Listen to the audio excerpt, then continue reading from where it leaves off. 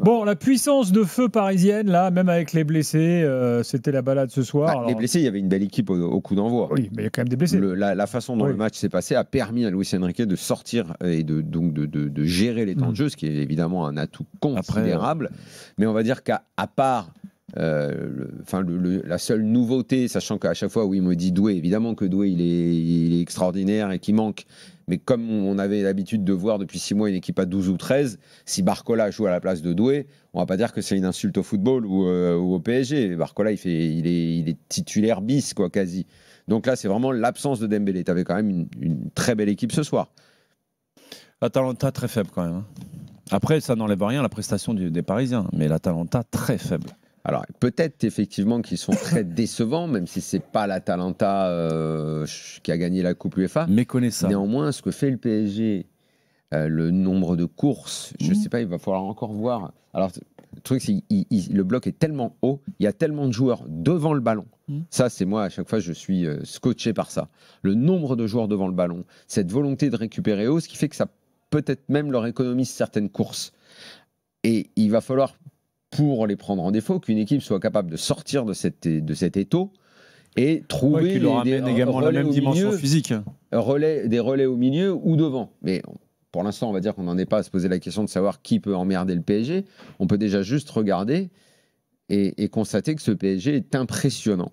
Et que cette récupération haute en permanence, cette volonté d'aller étouffer l'adversaire, à tel point que sur une récupération très haute, une espèce de harcèlement immédiat dans les 5 premières minutes de Marquinhos, t'es allé immédiatement marquer. En plus, c'est Marquinhos qui marche, l'homme qui avait initié le harcèlement. Je trouve que ça, ce premier but, il illustre beaucoup de choses. Bon, le 32-16 est ouvert, bien sûr. On va pouvoir faire l'évaluation générale une tout à telle l'heure. domination, c'est moins excitant.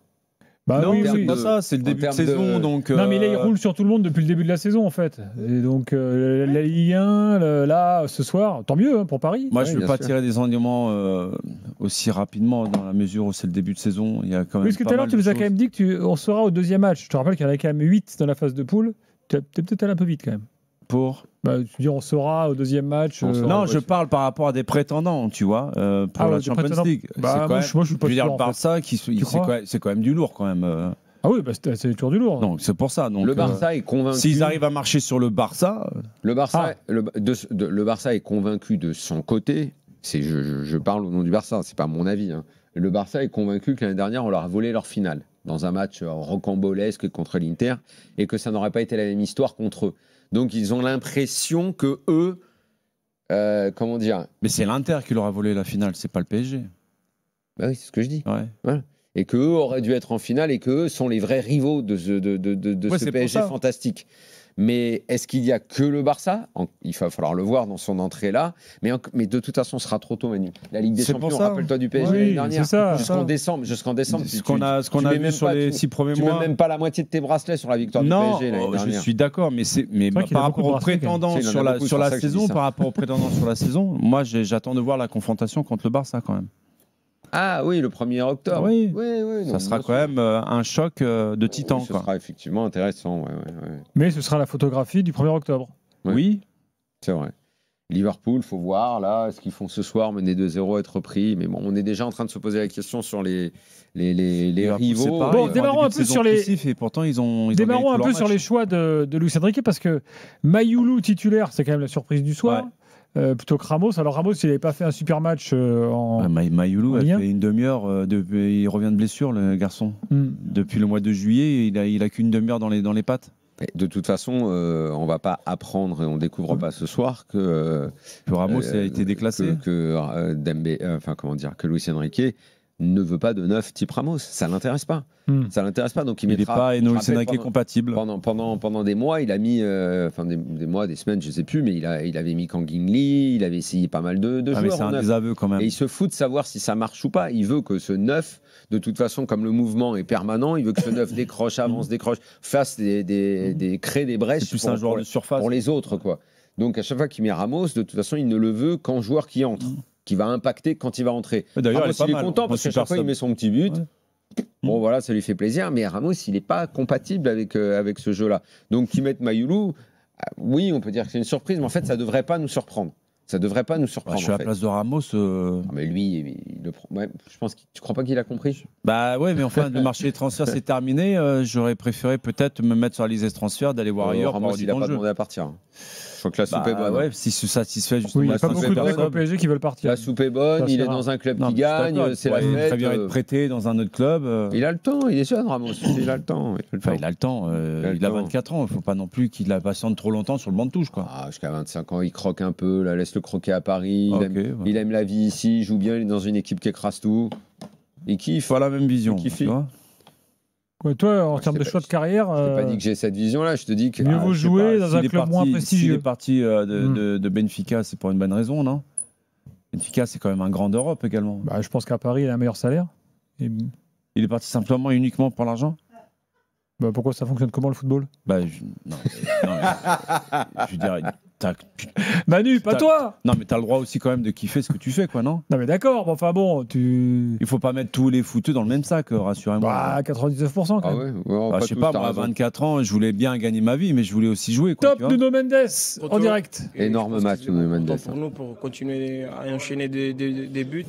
On a marqué plus d'eux, encore 2 buts, et c'est incroyable. La saison dernière, le PSG n'était pas rentré dans la compétition de la même manière. Qu'est-ce qui change par rapport à la saison dernière dans la façon d'aborder la compétition? Ça change un peu parce que l'année dernière, on a gagné le premier match, mais c'était serré. Mais je pense que cette année, on est plus foqué dans le détail, dans les choses qui font différence dans le match. Si on est concentré jusqu'à la fin, c'est mieux pour nous. La concurrence est féroce en attaque. Est-ce que ce but pour Gonzalo Ramos en fin de match, ça va lui faire du bien? C'est quelqu'un dont tu es proche? Oui, c'est normal. C'est un attaquant, c'est un joueur qui aime de faire des buts. Aujourd'hui, il a fait un but. Je pense qu'il va continuer confiant. Il va continuer à nous aider tous les matchs, qui soient sur le terrain, soit sur le banc. Je pense que tous les joueurs sont prêts pour aider l'équipe. C'est pas la peine de faire plus, je pense qu'il n'y a pas de révélation fracassante à attendre. Mais oui, effectivement, on va faire une évaluation tout à l'heure. Il a fait partie des très bons ce soir, Nuno Mendes. Tu avais conscience du niveau de français de Nuno Mendes? Non, c'est la première fois que je l'entends. Pas mal. Vraiment. Je crois qu'ils ont tous le même prof à l'heure actuelle au PSG, parce que Luis Enrique, c'est pareil. Il n'a pas le prof, alors lui. Il est là depuis un moment, Nuno Mendes. Ça fait 15 ans qu'il est là. On comprend toujours rien. Mais Nuno Mendes, impressionnant. Hein. Bravo. Moi, je trouve ça bien. Moi, je trouve ça très, très sincèrement, j'ai écouté sa conférence de presse. Il s'y est mis parce que ça fait 2 ans et là. Il y a un an pile, il parlait pas encore français. Exactement. Il y a un an, il ne disait pas, il ne répondait pas en français. Exactement. Quand on parlait de ces confs là. Et le français, c'est très dur, même pour les Français. C'est en 2025. C'est en 2025 qu'il a commencé. Donc cette année, en fait, il a commencé à parler un peu français. Maintenant, il parle tout le temps français. Mais Nuno Mendes, c'est propre. Moi, j'aime bien. Ça, je trouve que c'est une très belle initiative du club, que les joueurs qui sont là s'efforcent de parler français. Manu, Barça, il parle en catalan. Au bout de 2 mois, j'ai fait ma première. Après, au bout de 3 mois, il est parti. En catalan, non. Ça fait longtemps que j'ai oublié le catalan. Mais tu parlais vraiment le catalan? Oui, ma première interview. Au Barça, il te pousse vraiment. Exactement. On m'a même dit, tu feras ta première interview en espagnol. Ça sera pas en castillan, ça sera en catalan. C'est comme ça? Ah oui, au Barça, oui, c'est catalan en premier. Bon, Amine est là au 32-16. Bonsoir. Bonsoir à tous. Salut. Ça va? Ça va. Bon, c'est la démonstration là. Ouais, démonstration, rien à dire, de toute manière. Je pense qu'il y a eu du chemin quand même entre Gérone. Oui, c'était le premier match de l'an dernier. Tu fais bien de dire ça parce que j'y ai pensé au début du match et j'y ai pensé quand Nuno Mendes a marqué. Ouais, c'est ça. Je pense qu'il y a un bon chemin de parcouru. Je pense que ça se voit sur le terrain. Mais je pense que, je me suis fait une remarque et il y a un détail important, surtout côté offensivement où Paris a énormément de blessés actuellement. Mais en vrai de vrai, les vrais offensifs et les vraies pièces maîtresses de cette équipe, c'est quand même nos latéraux. Faut quand même mesurer la chance qu'on a d'avoir 2 joueurs comme Achraf Hakimi et Nuno Mendes qui font des efforts monstres en défense et aussi en attaque. C'est-à-dire c'est limite comme des meneurs de jeu, quoi, les deux. Donc je pense que c'est le jour où on perdra un de ces deux-là ou les deux, je pense que là, oui, il va falloir vraiment s'inquiéter sur le plan effectif du PSG. Mais là, actuellement, surtout sur le plan offensif avec les joueurs qu'on a, sachant qu'on disait beaucoup qu'on n'a pas recruté cet été, etc. Mais on a quand même recruté un joueur 70 millions il y a 6 mois. Ouais, c'est vrai, t'as raison. Et Kvara, ce soir, est très bien. On parle des blessés, mais là, sur le 11 de départ, en fait, t'en as 9 qui sont t'en as 9 de l'équipe type. Ah, mais Hakimi, tu vas le perdre avec la CAN, là. Oui, mais alors la CAN, en fait, elle ne concerne pas trop de matchs. Hein. Ouais, puis elle est au mois de décembre, elle démarre au mois de décembre. En fait, le problème, c'est pas que tu perds Hakimi pendant la CAN, parce que c'est 18 décembre. Le problème, c'est à quel moment il va avoir un coup de mou, lui. Voilà. C'est en fait. Il va forcément en avoir un. Hakimi, ça fait plusieurs fois que je le dis. Pour moi, là, au moment où on se parle, c'est un surhomme. La façon dont il enchaîne, sélection, club, je sais pas, il joue tout le temps. Il joue tout le temps. Là, il est encore incroyable ce soir. Il joue tout le temps. Il sort pas. Alors, tu as raison de dire la CAN. Mais en fait, la CAN, à la limite, oui, ok, il y va, c'est pas un problème. C'est juste à quel moment il s'arrête, quoi. Il s'arrête pas. Ouais, enfin, je veux dire, c'est quand même un prétendant Ballon d'Or. Bien sûr. Déjà que c'était un joueur très important pour la sélection du Maroc. Là, il va avoir un statut encore plus important à assumer. Donc, en termes énergiques, mais également mental, dans quel état ils vont le récupérer quand il va revenir. C'est pour ça que je te dis, pour moi, c'est un surhomme. Ouais. Et en plus, moi, si je suis à sa place, quand on sait à quel point... Il y a une doublure en arrière droit à l'heure actuelle. Mais quand on sait à quel point, pour le Maroc, cette CAN, elle est... On va pas dire capitale, c'est quasi vital. Ils organisent, tout est parfait. Nous, on est allé voir leurs installations. Il y a la Coupe du Monde dans la foulée derrière. C'est moi à la place d'Hakimi, mais j'ai envie. Ce moment-là, je peux pas passer à côté, quoi. Exactement. Mais tant mieux pour lui s'il arrive à ne pas y penser. Il est encore plus fort que déjà. Je dis que c'est un surhomme, mais il est encore dans une autre galaxie. À sa place, j'essaierai. Je dis putain, il faut surtout pas que j'arrive blessé à la CAN. Il faut surtout pas à ce moment-là. Il est beaucoup trop important pour moi, mon pays, ma famille. Tu vois. Je sais pas. Vraiment, c'est le gars en premier à qui je souhaite vraiment de pas se blesser, quoi. Mais ça me fait tellement peur à chaque fois que je le vois courir autant sur le terrain. Amine, oui, vas-y. Ouais, non, parce que ce que je disais aussi, moi je trouve que c'est le plus important, surtout avec tous les coachs qu'on a connus à Paris, mais là où Luis Enrique est vraiment bon et sait faire ça, c'est la gestion des hommes. La gestion des hommes, la gestion des temps de repos, la gestion et en fait, tout ça, la gestion des remplacements, je veux dire, ce soir, faire rentrer, c'est Zabarni qui est rentré, je crois, en fin de match. Ouais. Donc, faire rentrer Zabarni, en vrai, à quoi ça sert à 4-0 à rien? Mais en fait, si, ça sert. Si, bien sûr que ça sert. Il faut faire souffler les gens. Non, mais exactement. Amine, la gestion, elle est importante et on l'a vu l'année dernière, ça a été exceptionnel de la part de Luis Enrique et son staff. Moi, ça sera important. Mais non, sur la deuxième partie de saison, il n'y a pas tellement eu de gestion, c'est toujours les mêmes hommes. Mais la question que je me pose, moi, c'est sur la préparation tronquée de début de saison.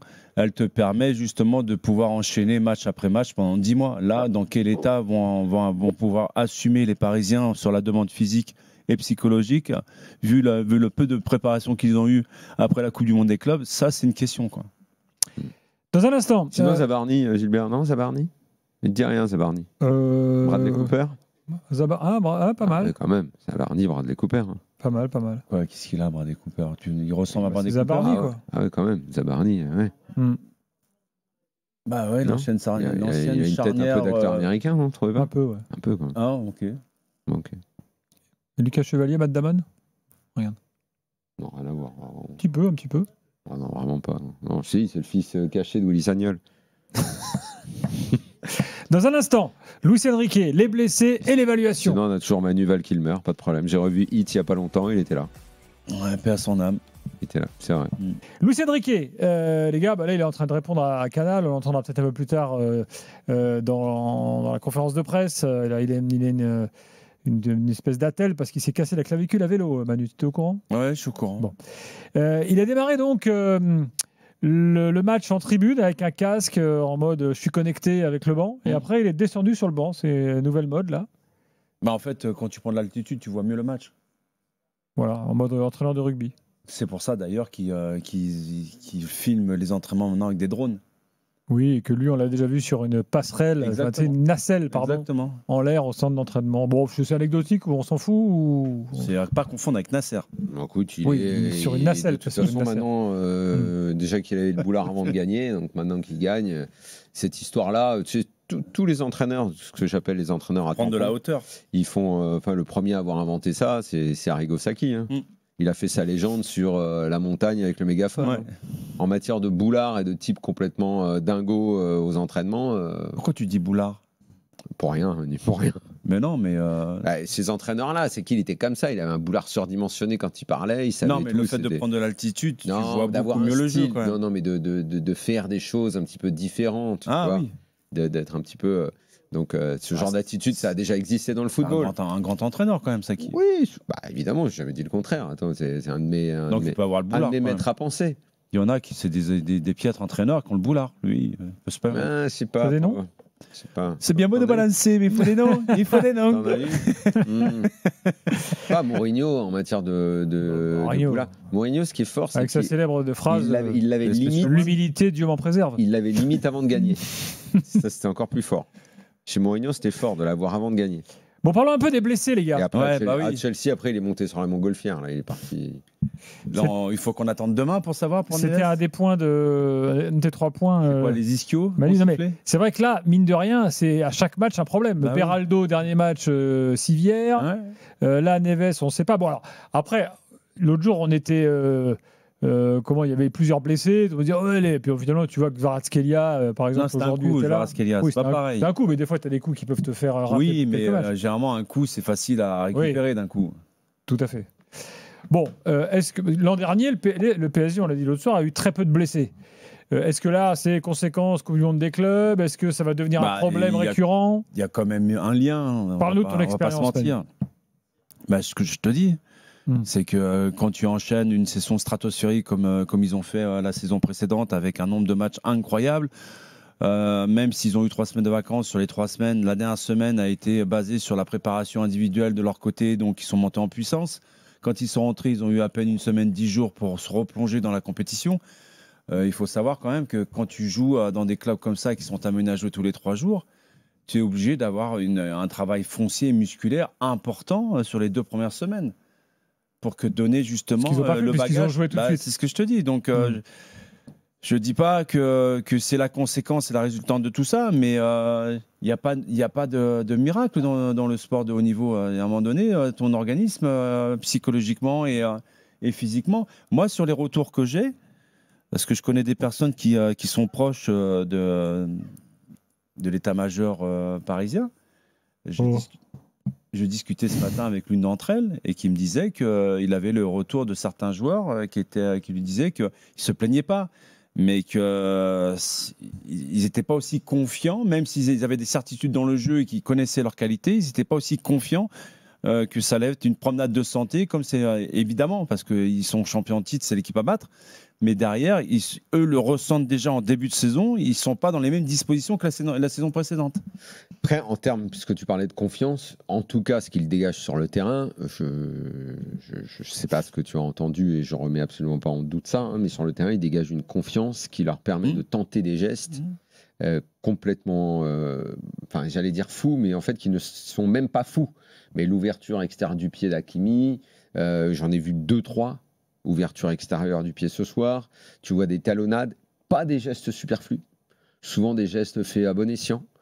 Quand tu presses aussi haut, ça veut forcément dire que tu as confiance en tout ce qui se passe dans ton dos et que tu sais que ton dos il est protégé. Lucas Chevalier vient d'arriver, toutes ces relances courtes, il n'y a pas le moindre soupçon de panique dans ce qu'il fait. Il y a quelque chose de mental, de très fort qui se dégage de cette équipe-là, à l'image de Marquinhos, qui met le premier but, qui dégage une confiance comme jamais il a dégagé. Le point faible de Marquinhos, celui qui agaçait tous les supporters du PSG, c'était de se dire on l'adore Marquis, parce que c'est une légende du club, parce que c'est le mec qui a fait le plus de matchs, parce qu'il est là depuis toujours, parce qu'il a connu toutes les pires catastrophes et qu'à force, tu te serres les coudes entre gens qui ont souffert. Mais au bout d'un moment, tu te disais, putain, est-ce qu'il ne faut pas arrêter? Il ne faut pas arrêter avec lui parce qu'il a la loose. Ce gars-là s'est transformé. Il a basculé avec le prépa mental qu'il y a dans le staff maintenant et qui est très important. Donc, il dégage cette confiance-là. Toute l'équipe dégage une grande assurance technique dans tout ce qu'ils font. Maintenant, est-ce que, pour l'instant, ça les préserve de tous les pépins physiques qu'ils pourraient avoir dans les semaines à venir, ou peut-être qu'on y échappera. Après tout, que Dembélé se blesse 6 à 8 semaines. C'est le lot de toutes les équipes. Ça va, quoi. C'est dans il y a des blessures dans toutes les équipes. À un moment, il va falloir arrêter de se braquer là-dessus. Il fait tourner. J'imagine que c'est une préoccupation majeure parce que eux-mêmes C'est pas là-dessus, c'est pas ça qui m'inquiète, Daniel.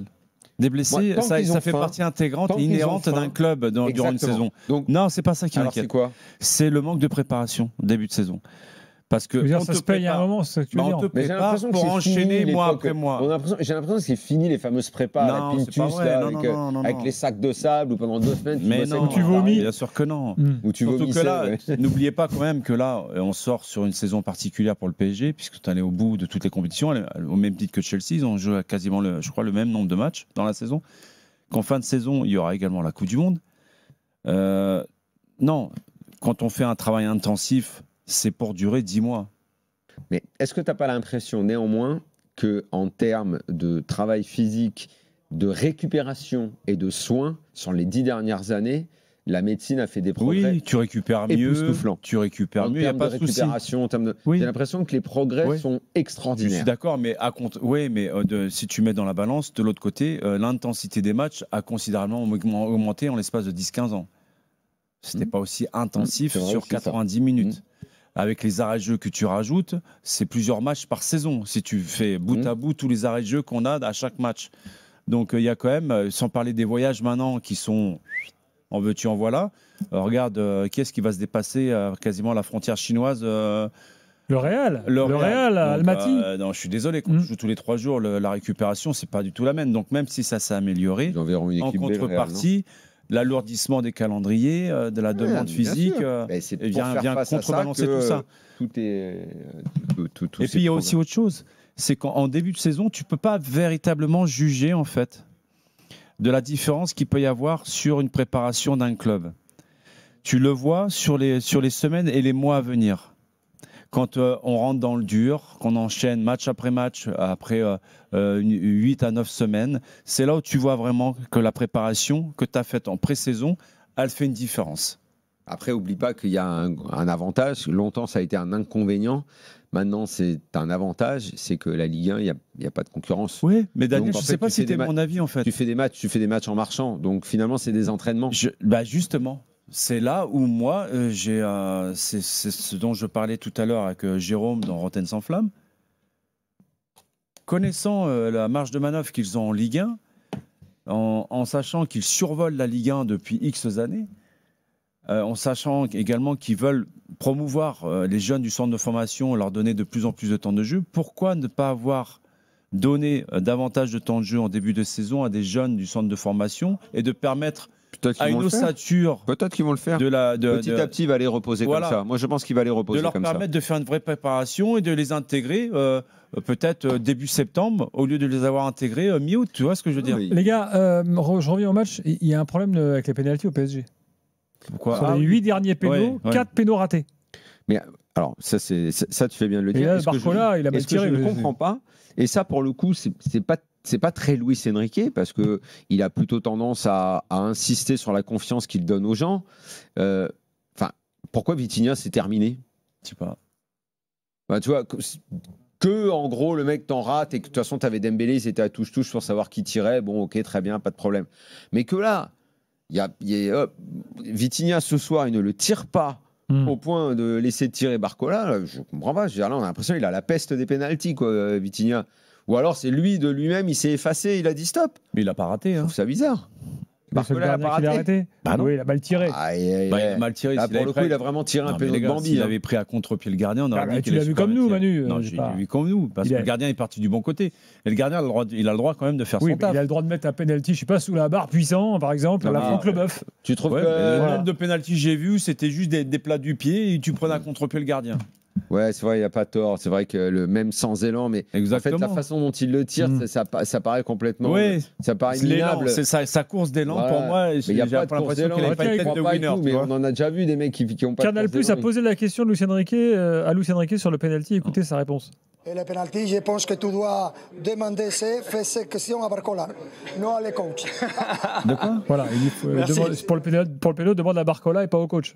En gros, c'est pas tout ce qu'il a fait. Tu penses que c'est pas lui qui a été désigné? Non, je pense qu'il disait la façon dont il l'a tiré. C'était juste pour chaud.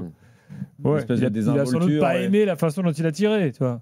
Ouais, mais encore une fois, comme dit Manu, des mecs qui ont des courses d'élan bizarres, t'en as des tonnes, des mecs qui tirent des moisis pénaux, mais ça prend à contre-pied le gardien. Exactement. Tu dis, ah, bon bah oui, ok.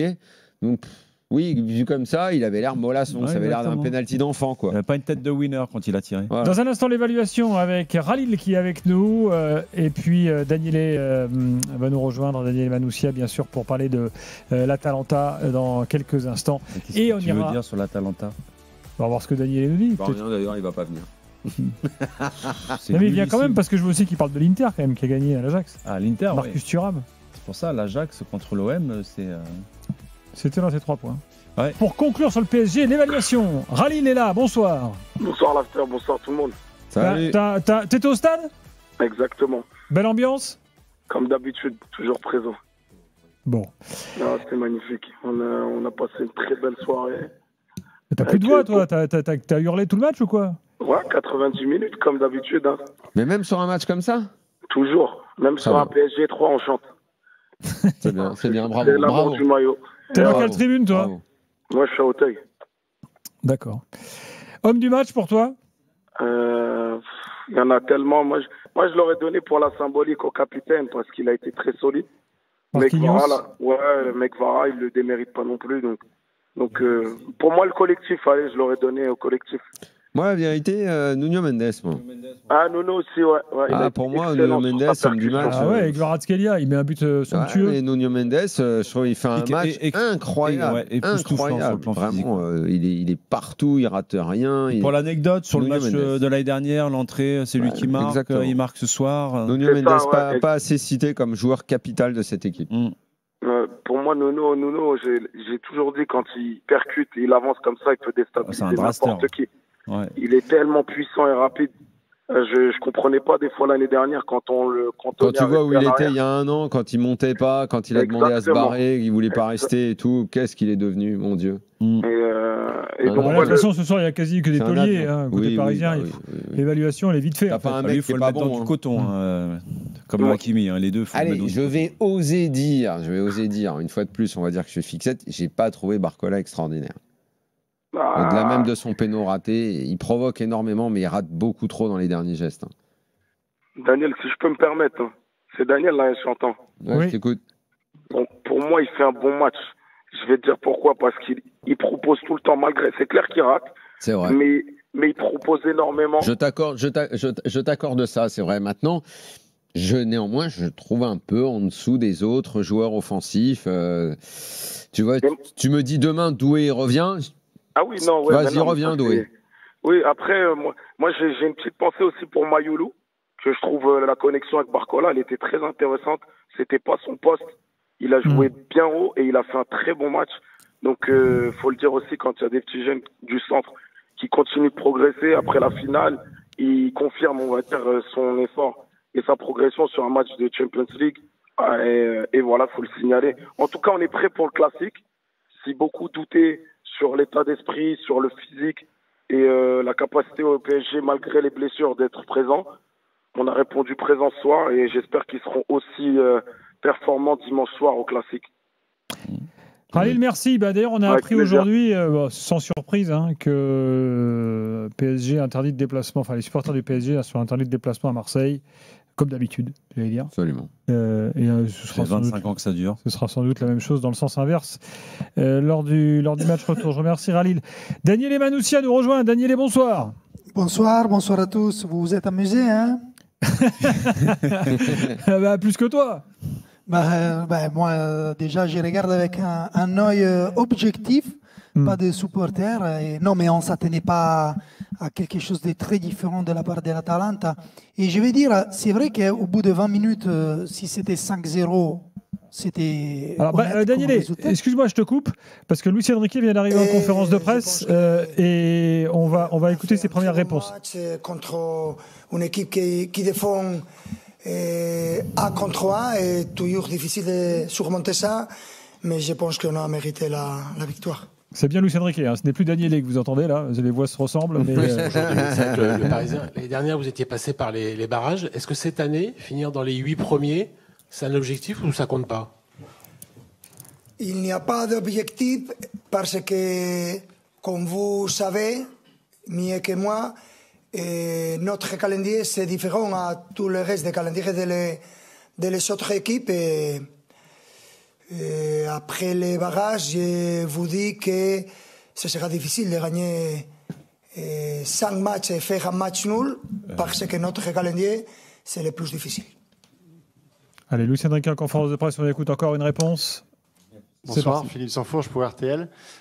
C'est une semaine importante avec ce premier match en Ligue des Champions et le déplacement à Marseille. Comment est-ce que vous appréhendez cette rencontre qui va arriver très vite, en ayant vu la prestation de Marseille hier et par rapport à celle du Paris Saint-Germain ce soir? J'ai vu le match hier et rien. Nous avons de l'importance de ce match pour nos supporters, pour le club. Et cette rivalité, c'est une rivalité forte et on est content de jouer là et on est content de jouer ce type de match. J'espère que nous pouvons jouer à notre haut niveau comme d'habitude et chercher de gagner le match. Voilà pour Luis Enrique, donc, qui parle déjà, enfin, il en parle parce qu'on lui pose la question, à vrai dire. Bon, une nouvelle fois, côté parisien, là, tout s'est tellement bien passé ce soir que l'analyse est vite faite. En revanche, l'Atalanta, on y revient, Daniele, est totalement méconnaissable par rapport à une période récente. Bah déjà, Juric, il a pris des choix un peu bizarres. Il a pas mis de numéro 9, Kristovic, qu'on pensait qu'il allait jouer titulaire. Il a pas mis le meilleur joueur de ce début de saison, c'est-à-dire Zaleski. Il a même pas fait rentrer en jeu. Moi, je pensais que c'était un choix plutôt pour le faire entrer en jeu quand il était frais. Et après, il a sorti De Ketelaere à la mi-temps. Il a mis Samardzic, qui n'a jamais vraiment marché pour l'Atalanta. Et Maldini, qui a perdu le ballon du bout de Marquinhos en début de match. Comme ça, c'était clair qu'il n'y avait presque aucun espoir. Je pense qu'il y a quelque chose de bon à retenir, c'est-à-dire, c'est vrai, comme il a souligné Luis Enrique il y a un instant, l'Atalanta, elle a créé quelques problèmes au PSG avec les marquages individuels très hauts sur les terrains. Je pense que le PSG... Le problème, il m'a échappé ce problème. Mais ils ont perdu quelques ballons, quand même, ils ont concédé. Moi, je ne pensais pas que l'Atalanta, elle allait jamais tirer vers le but de oui, PSG. à ce moment-là, oui, si on partait de l'idée qu'ils n'allaient même pas frapper une fois, oui, forcément, mais bon. Mais la supériorité technique... Non, mais la supériorité technique et athlétique du PSG, elle est ridicule. C'était pas le même niveau, c'était un match amical. Ouais. Et je pense que c'est une bonne leçon à retenir pour les équipes italiennes. Il y a beaucoup d'équipes qui jouent avec un marquage individuel et une pression très haute. C'est-à-dire qu'en Europe, on ne sait pas encore comment sortir toujours de ces situations-là. Il peut y avoir des problèmes. Après, quand le PSG il est sorti avec des mouvements ou avec la qualité individuelle, comme dans les buts de Kvaratskhelia, il n'y a rien à faire parce que la supériorité elle est frappante. Mais je pense qu'ils ont une bonne attitude, les joueurs de l'Atalanta. Finalement, moi, ils ont perdu. Trouvé un peu faible techniquement. On est très très loin de l'Atalanta de Gasperini. Ah bah oui, mais ils n'ont pas les deux meilleurs joueurs qu'ils ont dans leur équipe, c'est-à-dire Lookman, qui n'est pas dans l'équipe pour des raisons gestionnelles, on va dire économiques, et Ederson qui est blessé au genou, il va revenir dans quelques mois. Ils n'ont pas Kolasinac, qui c'est un joueur charismatique pour la défense. Et après, voilà, il n'y a pas beaucoup d'autres, mais il y a les milieux de terrain, Deroun, Moussa, c'était la première fois qu'ils jouaient ensemble. Et bon, après, il y avait les jeunes sur le côté de Hakimi, il y avait Bellanova sur le côté de Nuno Mendes. Ça, c'est des différences des niveaux trop grands pour l'Atalanta. Qui, par contre, je pense, ce soir, elle a montré qu'avec d'autres équipes, elle va pouvoir jouer en Europe. T'es bien optimiste. J'ai envie de voir ça, parce que là, franchement, ce soir, moi, je les ai trouvés très faibles, même si, évidemment... Et le gardien, là, le but qu'il prend de Neves, il n'a pas le droit. C'est pas possible. C'était le meilleur, je pense, le meilleur joueur de l'Atalanta ce soir, Carnesi, qui est le gardien. C'est vrai, c'est bizarre de dire ça dans un match où ils ont perdu 4-0, mais s'ils n'étaient pas 5-0... Oui, mais si ce n'était pas 5-0 après 20 minutes, c'était grâce à lui. Et au fil du match, il a répondu à chaque fois qu'il était appelé. Après, je ne sais pas, je n'ai pas compté les tirs, je n'ai pas regardé les stats, mais je pense qu'il y a eu du boulot ce soir pour Carnesecchi.